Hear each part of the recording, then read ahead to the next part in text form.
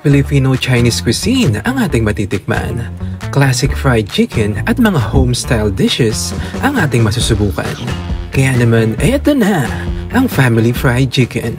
Located sa Masangkay Street, Tondo, Manila, at matatagpuan din sa iba pang Metro Manila branches.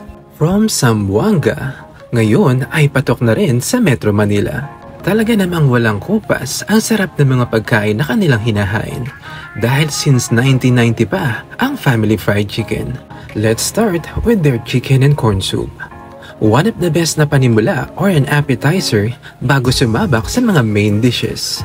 Isunod na natin ang kanilang classic fried chicken. May espesyal na timpla ng spices na nagbibigay ng kakaibang linamnam na hindi madaling matagpuan sa ibang fried chicken. Perfect ang pagkakaluto ng manok.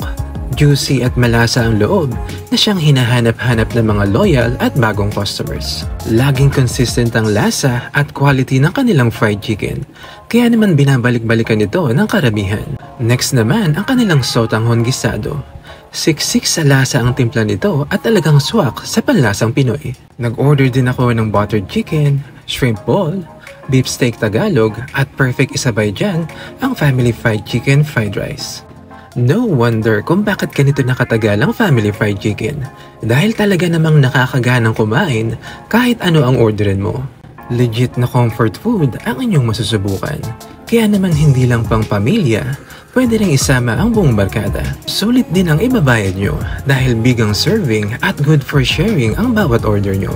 Lumipas man ang panahon, pero talagang hahanap-hanapin pa rin yung sarap at lasa na nakasanayan.